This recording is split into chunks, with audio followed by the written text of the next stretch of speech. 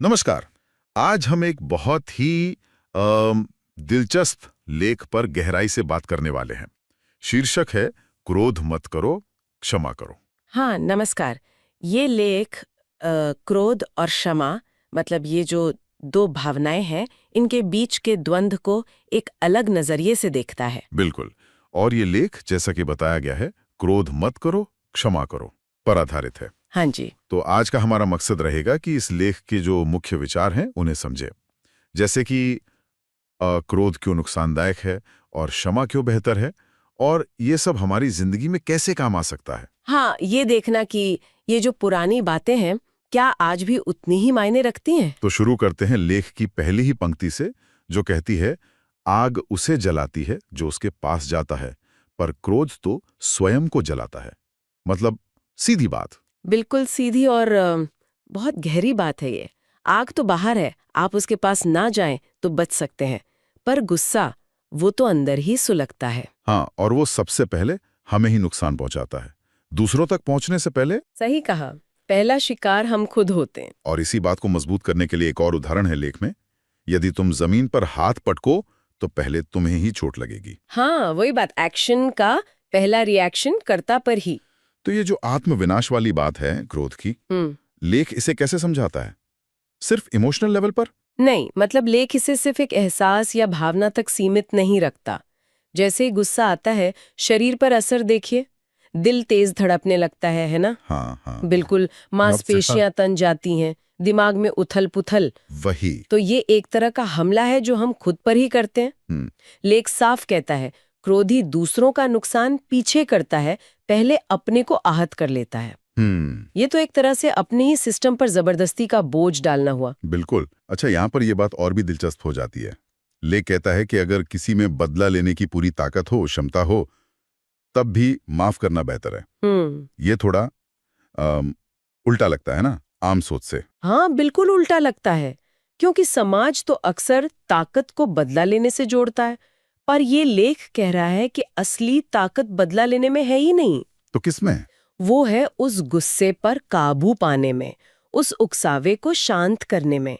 लेख के हिसाब से प्रॉब्लम बदला लेने के एक्ट में उतनी नहीं जितनी उस गुस्से की भावना में है। वो भावना ही अपने आप में बुरी चीज है। अच्छा। तो अगर आप उस बुरी भावना से बच सकते हैं तो वही समझदारी है, चाहे बदला लेने के 100 कारण क्यों ना हो आपके पास। तो मतलब बदला लेने की ताकत होना एक बात, हम्म। और उसे इस्तेमाल ना करके माफ करना, ये असली ताकत है। हाँ, कुछ ऐसा ही लेख इसी तरफ इशारा कर रहा है। उस गुस्से की आग में जलने से खुद को बचा लेना ही जीत है, भली दुनिया को लगे कि हिसाब बराबर नहीं हुआ। क्योंकि हिसाब बराबर करने में हम खुद ज्यादा जल रहे हैं। बिल्कुल। और अगर अगर इस क्रोध को छोड़ दें, जी। मान लें गुस्सा आया पर हमने शांति से बात की, हम्म। तो लेख कहता है आधी दिक्कतें तो यूं ही खत्म हो जाएंगी। क्या ये थोड़ा ज्यादा आशावादी नहीं है? तय आवाज ऊंची, शब्द कड़े। हाँ, और सुनने को कोई तैयार नहीं होता। सही। सामने वाला भी डिफेंसिव हो जाता है या वो भी भड़क जाता है, बातचीत खत्म। लेकिन अगर शांति से कहें, बिना इल्जाम लगाए, तो शायद सामने वाला समझे, कोई गलतफहमी दूर हो। हाँ, मुमकिन है। तो शायद इसीलिए लेख कह रहा है कि आधी समस्याएं हल हो जाएंगी, क्योंकि शांति से संवाद का रास्ता खुला रहता है, क्रोध उसे बंद कर देता है। ये बात तो है। शांत मन से कही बात का वजन होता है। अच्छा, फिर लेख बड़प्पन की परिभाषा पर भी सवाल उठाता है। कहता है, इसमें क्या बड़प्पन है कि तुम बुराई करने वाले से बदला ले लो? ऐसा तो चींटी भी कर सकती है, ये तो सीधी चोट है। हाँ, ये जो पारंपरिक हीरोइज्म है ना, बदला लेने वाला, उस पर सीधा सवाल है।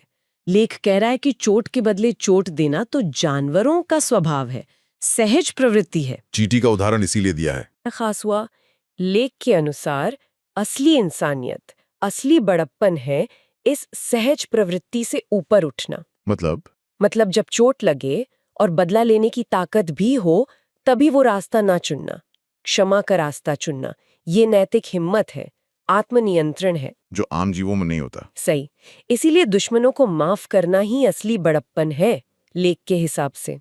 तो ये एक तरह से अपने अंदर के पशु पर विजय पाना हुआ। बिल्कुल, अपनी प्रतिक्रियाओं को सोच समझकर चुनना। लेख ने प्रकृति से भी उदाहरण दिए हैं। धरती का उदाहरण, हम उसे खोदते हैं, फाड़ते हैं, और वो बदले में अन्न देती है, जीवन देती है। हाँ, और गन्ना, उसे पेड़ते हैं, निचोड़ते हैं, और वो मीठा रस देता है। ये उदाहरण दिखाते हैं कि चोट सहकर भी अपनी अच्छाई न छोड़ना, नकारात्मकता का जवाब सकारात्मकता से देना। लेख शायद यही कह रहा है कि इंसानों में भी ये क्षमता होनी चाहिए। सहनशीलता, क्षमा, ये कमजोरी नहीं, अंदरूनी ताकत है। ये प्रकृति वाले उदाहरण सोचने पर मजबूर करते हैं। हाँ, अब उस पर आते हैं जिसने नुकसान पहुंचाया। लेख उसे शक्तिशाली नहीं मानता, बल्कि बेचारा, कमजोर और कायर कहता है।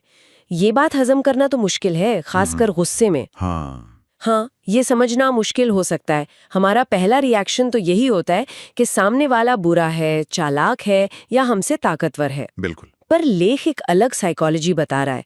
कह रहा है कि दूसरों को सताने की इच्छा अक्सर अंदर की कमजोरी, डर, जलन इनसे पैदा होती है। निर्बल आत्मा वाले ही दूसरों को हानि पहुंचाते हैं। यानी जो अंदर से मजबूत और संतुष्ट है, उसे जरूरत नहीं दूसरों को दबाने की। हाँ, बिल्कुल। उसे खुद को साबित करने के लिए दूसरों को दुख देने की जरूरत नहीं। तो जो सता रहा है वो शायद अपनी ही किसी कमी से लड़ रहा है।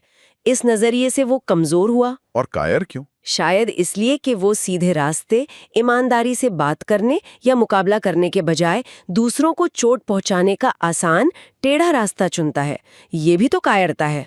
बात तो सोचने वाली है। तो अगर हम ये मान लें कि सामने वाला कमजोर और कायर है, तो लेख क्या कहता है? उन्हें माफ कर दो। हाँ, और फिर वो मुहावरा इस्तेमाल करता है, अंधों पर तलवार चलाना कोई बहादुरी थोड़ी ही है। अच्छा। मतलब अगर कोई पहले से ही कमजोर है, नैतिक रूप से या समझ में, तो उस पर अपनी ताकत दिखाना, बदला लेना, ये कोई बहादुरी नहीं, ये तो लाचार पर वार करने जैसा है। तो माफ करना यहाँ कमजोरी नहीं, बल्कि एक तरह की समझदारी है। ये समझना कि वो अपनी ही कमियों का शिकार है। हाँ, बिल्कुल। ये एक गहरी समझ है। जब आप ये देख पाते हैं कि उसका बर्ताव उसकी अपनी कमियों से आ रहा है, तो गुस्सा शायद कम हो जाता है, शायद दया या उदासीनता आ जाती है। तब माफ करना ज्यादा लॉजिकल लगता है। ये सोचना कि इस बेचारे पर गुस्सा करके क्या मिलेगा, ये माफी को आसान बना सकता है। और आखिर में लेख बदला और क्षमा के नतीजों की तुलना करता है।